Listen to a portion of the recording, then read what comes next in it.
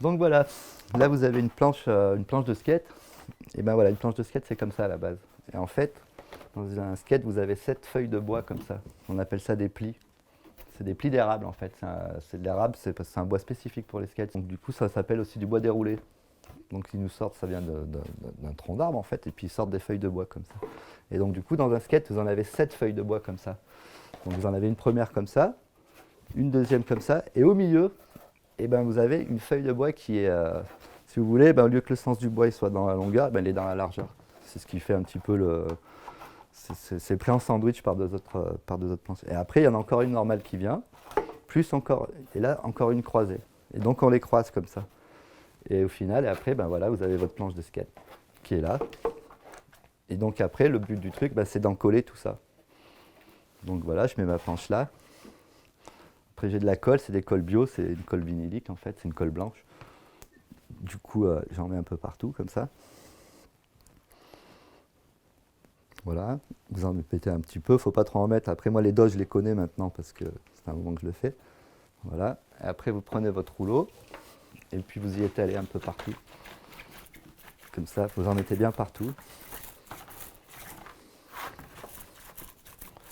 Faut pas trop en mettre non plus, ça sert à rien. Et là, ce qui est la spécificité de la colle, c'est que c'est des colles vinyliques. Donc, il n'y a pas de solvant dedans, il n'y a rien, vous n'avez pas de durcisseur, c'est des colles à l'eau. Donc du coup, c'est ce qui, au séchage, c'est pour ça que le séchage est assez long sur une planche de skate. Il faut bien compter 3 semaines. Le temps que, le temps que l'eau s'évapore, si vous voulez, dans la colle, il y a de l'eau et du coup, le bois, il absorbe l'eau. Donc du coup, il faut bien que faut bien que cette eau s'évapore. Donc du coup, c'est pour ça. C'est pour ça que les délais sont longs sur une planche de skate si j'ai pas de stock.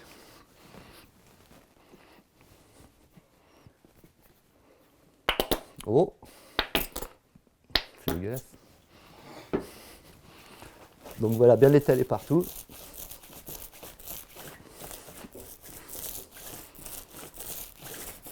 Pas avoir peur. Puis là, avec les températures, vu qu'elle est froide, faut bien y étaler, quoi. Ce qui est important aussi dans le stockage du bois, c'est pas vraiment, on appelle ça c'est l'hydrométrie en fait, c'est pas la température, c'est l'humidité qu'il y a dans l'air en fait. Dans le stockage du bois, il faut vraiment le stocker à une hydrométrie constante, on va dire. Le mieux, c'est comme une cave à vin, ou comme ça, votre bois il reste assez humide. Quand il est trop sec, il fait ça en fait. On ne peut pas l'en coller, c'est le bordel. Du coup, la planche elle est dans la presse. Donc la presse, c'est la presse que mon père il a fabriquée. Donc du coup, c'est des idées qu'il a pompées un petit peu partout sur des presses qui existaient déjà. Et puis en regardant un petit peu partout sur Internet et tout ça, et ben, lui il a fait sa presse en améliorant un peu tout. Bon, maintenant c'est ma presse qui est au top. Donc voilà, et donc du coup la planche elle est dessous. Et là, il faut compter, ça dépend des températures, mais en général, c'est 4-5 jours sous presse. Et après, voilà, je les fais sécher sur mes racks ici, là. Elles sont bridées pour pas qu'elles vrillent, tout ça, parce que vu que c'est des colles vinyliques à l'eau, et ben, le bois, il absorbe l'eau. Et du coup, le bois, ben, forcément, il travaille encore. Du coup, ben, elles ont tendance à vriller. Donc, du coup, au début, j'avais plein de soucis. Les planches, elles étaient toutes vrillées, elles étaient comme ça. Donc, du coup, maintenant, je les empile l'une sur l'autre et puis je les bride, en fait. Ça s'appelle brider pour éviter qu'elles fassent la vis sans fin, quoi, qu'elles tournent. En gros, si vous commandez une planche que vous venez la faire à l'atelier, vous allez l'encoller, il faut compter, on va dire, 4 semaines de délai quoi, pour avoir une. Donc voilà, après 3 semaines de séchage, voilà une planche sortie de la presse. Donc là, il y a eu quand même 3 semaines de séchage. Donc là, vous pouvez voir, je l'ai poncé et tout, on peut voir vraiment les nervures du bois. Voilà. Et là, vous voyez qu'elles sont plutôt serrées, qu'il n'y a pas de nœud dedans. Et c'est ça la spécificité du bois canadien, en fait, l'érable canadien. En fait, c'est dû au climat. Vous n'avez pas de nœud parce que là-bas, si vous voulez, le climat fait qu'il n'y a pas d'humidité dans l'air et qu'il fait super sec, il fait super froid. Donc du coup, les arbres, ils poussent super régulièrement, avec une densité super bien. Et du coup, c'est ce qui donne cette qualité de bois, quoi. Et ce bois, c'est le même qu'ils peuvent utiliser les luthiers, pour les guitares, pour les violons, pour tout ça. Donc voilà. Donc la prochaine étape de la planche, maintenant, c'est le traçage. Donc voilà, vous voyez, elle sort de la presse, c'est rectangulaire. Et donc du coup, après, j'ai plusieurs sortes de gabarits. Dans le skate, vous pouvez faire des cruisers. Donc là, vous avez un modèle cruiser. Vous voyez, la forme, c'est pas du tout la même. En fait, on peut faire les formes qu'on veut, quoi. C'est du sur-mesure. Comme celle-là, c'est des planches que j'avais fait il y a des années, que je garde toujours les gabarits. Et après, là, typiquement, la planche basique, eh ben, c'est un gabarit comme ça. Après, vous pouvez choisir c'est du sur-mesure, donc vous pouvez choisir la largeur, la longueur. Donc voilà, après si vous avez des formes spécifiques que vous voulez faire, et ben, on peut les faire aussi. C'est vraiment du sur-mesure. En fait, je m'adapte à toutes les propositions, à toutes les envies, tout ça, quoi. Bon, après, on peut faire aussi, par exemple, une super marque de skate.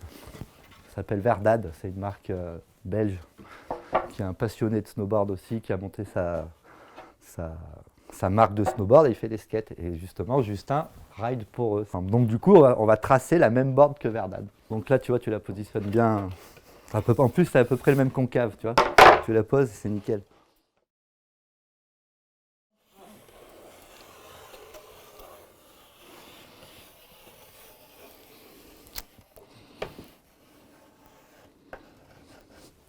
Donc voilà, là vous avez la planche qui apparaît.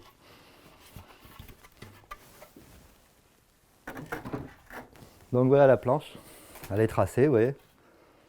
Tac, tac. Et là maintenant c'est la découpe.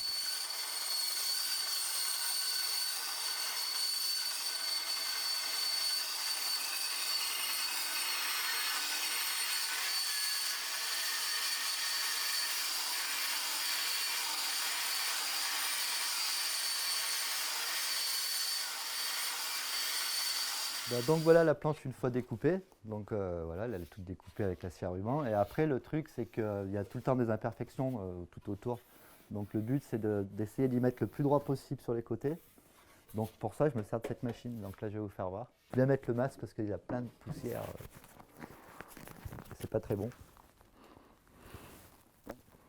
Donc voilà, après du coup, bien l'arrondir. On commence toujours par les extrémités là. Faire bien l'arrondir.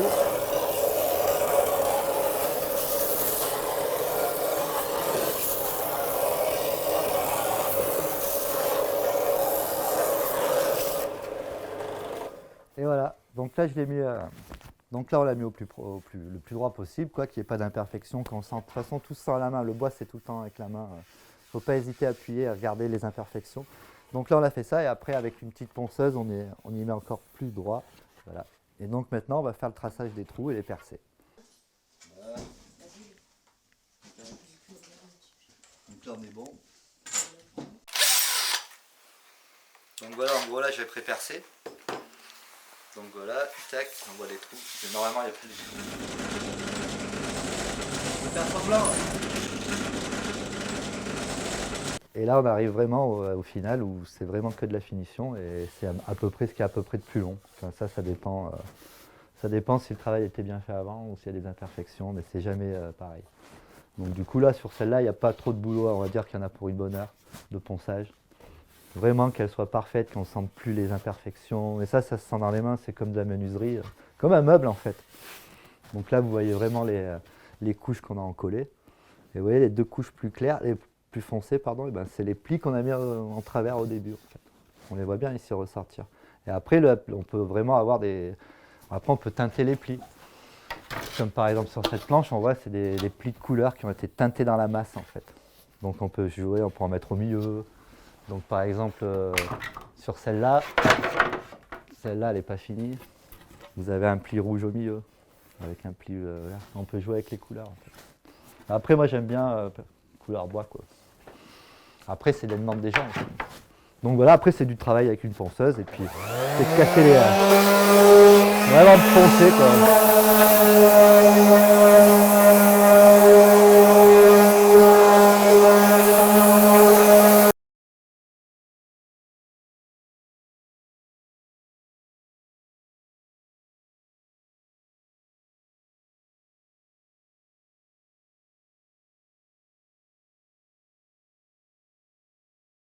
Du coup, après, la spécificité de la finition des planches Vulles, c'est que mon vernis, j'utilise que des vernis, on va dire bio, c'est des vernis de bateau en fait.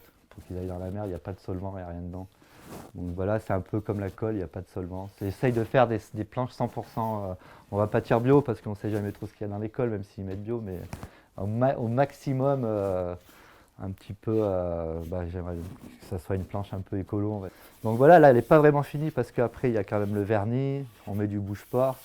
Là, on peut dire qu'elle est pratiquement finie, mais bon, après là, il y a un autocollant, c'est parce qu'il voulait un autocollant. C'est vraiment des décos, on peut travailler avec les décos perso, on peut faire le propre dessin. Les gamins, ils aiment bien faire leurs dessins aussi dessus. Donc du coup, les gamins, ils peuvent faire ils peuvent ramener, ils ont fait la planche à l'atelier, après ils la ramènent chez eux, ils peuvent la dessiner eux-mêmes, la faire dessiner par des artistes, par n'importe quoi, et après ils me la ramènent, et puis on fait un petit coup de vernis, ils ont leur planche personnalisée, et vraiment leur planche à eux. On peut mettre leur prénom, on peut mettre ce qu'on veut dessus.